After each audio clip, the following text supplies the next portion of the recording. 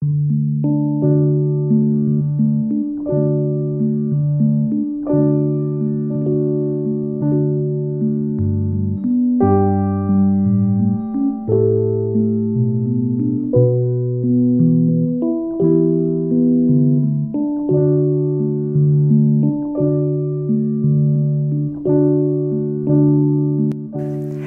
hospice and palliative care is one of the oldest not-for-profit hospices in Western Pennsylvania.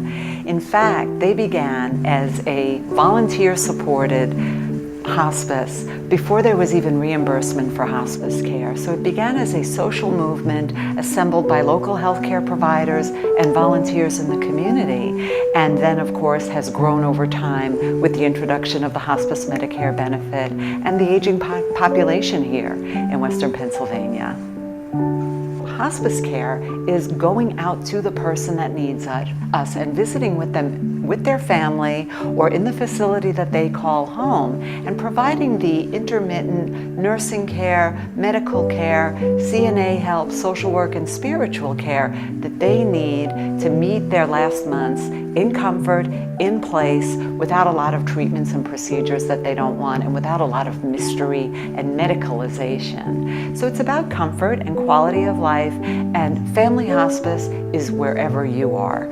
In addition to that, we have 2 inpatient units, one in Lawrenceville and one here in Mount Lebanon. And those are for folks that can't get the symptom control and the comfort that they need in the home environment. And so we'll allow them to spend time in our beautiful facilities, funded by donors, that's why they look so beautiful, and get those symptoms under control in an environment that feels very much like home, or very much like a really nice bed and breakfast. And we do get raves about the magic that happens in our inpatient centers.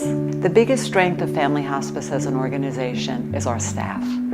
The people at the bedside and people like myself and like you that are behind the scenes are doing this because it's a calling, and are doing this because they know that every day we all walk on sacred ground. And that level of commitment to our mission isn't something that can be duplicated by just hiring anybody. So we listen carefully for the clinical skill, but we also listen carefully for the hospice heart when we interview people to come on board. So our biggest strength is the staff, because they are family hospice.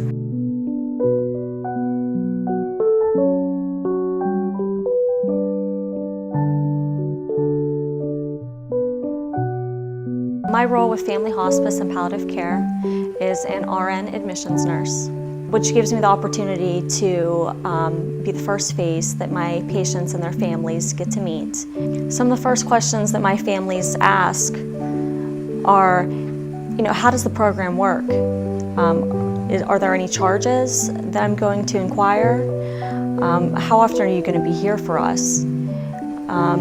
Who is involved in my, significant other or parent's care, and what's the plan of action going to be? The types of patients that I admit into our hospice program are those that have a life-limiting diagnosis that no longer want to seek treatment. There's a variety of different types of diagnoses which involve cardiac, respiratory, neurological, and cancer patients. We see patients wherever they call home. It can be, at that time, a hospital, a nursing facility, independent living, or their family or their home.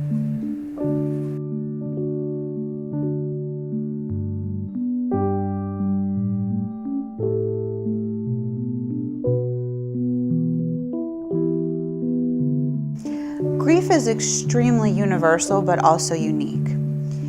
And the reason being is grief, there's really no timeline for grief. Grief is different for everybody. That's important to remember. I think in our society, we forget that. We think somebody should feel better at a certain marker, say 6 months, 1 year, some magical number. And the reason why it is so different is because of the bond that you have with that particular person. So if you have a very close bond with somebody, it might take you longer to grieve, longer to heal than somebody who you were an acquaintance with, who you didn't see every day, you didn't share every intimate detail with your life. It's important to remember that there are many common grief reactions. And with common grief reactions, those are really unknown to many people. That's typically why people make an appointment to see me, because they do not understand that what they're going through physically, emotionally, and spiritually, that is actually a grief reaction. They might mistaken it for something else.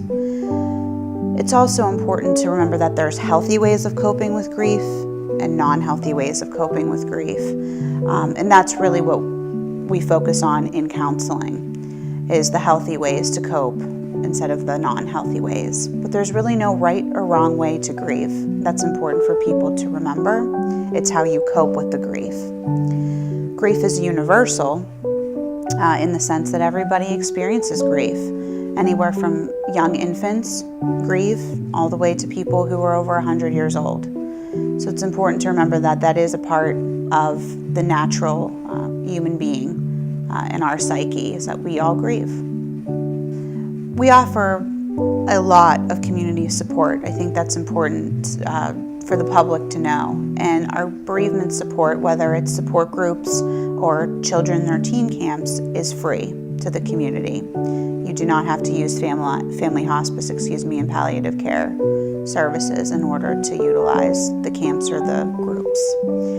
Our 6-week bereavement support, that is a specific educational program, and we have an actual educational packet that we provide to all of the participants in the group. The people who facilitate the groups are trained volunteers. Typically, they're retired professionals from the field. So we're very blessed, very lucky to have people who are able to provide such a great deal of care. Our children's camp, that is a very great outreach program. We have a lot of outside sponsors who are able to donate things such as pizzas or stuffed animals, carrying blankets, things of that nature. And it's a 1-day camp, which is very interesting, so that there's not a huge commitment to it. Because a lot of times parents or guardians are hesitant if there's a huge commitment to something, but they're able to come with their child. Ages 6 through 12 we offer for the children.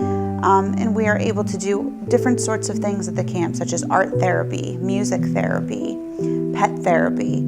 And the kids really get a lot out of it. And we have professional, maybe retired volunteers, as well as our professional bereavement staff and family hospice and palliative care clinical staff as well at those camps.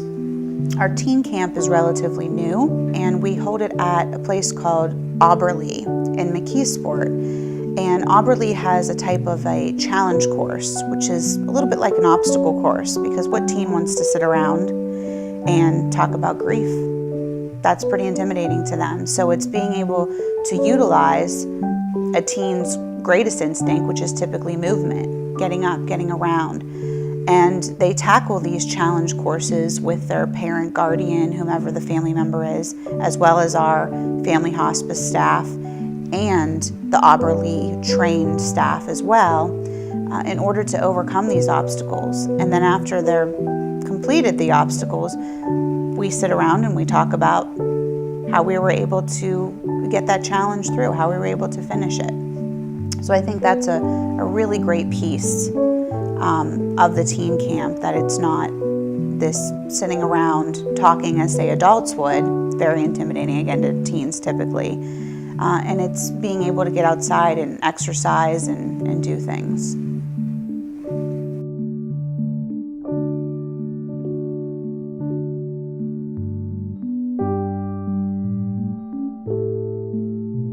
The volunteers here with Family Hospice are an integral part of the organization, whether it's behind the scenes or enhancing the lives of our patients and our families. With the behind the scenes, I like to think about volunteers that are touching the patient right from the beginning to the very end. So we have volunteers that do the admission packets that go out with the patient, and we have volunteers that do bereavement calls to the families and write notes to them too as well. The patient volunteers help in a number of different ways in terms of maybe going out to the house, sitting with the patient, so the caregiver can go to have lunch with a friend, go to the grocery store, whatnot.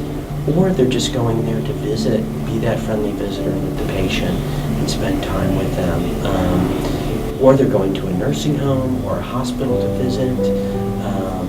Just all kinds of different ways that they help our patients and their families. The volunteer pool has really kind of grown and is diverse. We have volunteers of all ages. We have retired folks, and then we have high schoolers. Just recently we had a wonderful high school student come to the center after school and play her violin for a patient. And I know how much that meant to that patient as well as all the patients on the inpatient unit. And then we have college students that volunteer, and just people from all different walks of life that maybe have been touched by hospice and want to give back in some way. And whatever their talents are, we try to find a fit for them to be able to use those talents, whether it's playing a violin, whether it's taking your therapy dog to visit patients, or whether it's walking dogs for our patients that can't get out to take their dog out or care for their pet.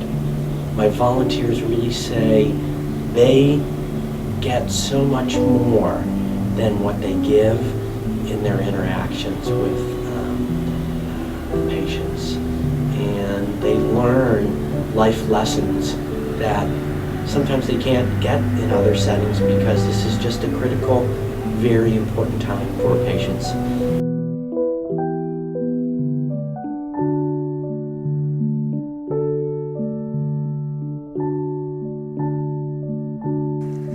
All of us meets the end of life eventually, and for many of us, that's a process that takes weeks or months rather than a sudden event like a car accident.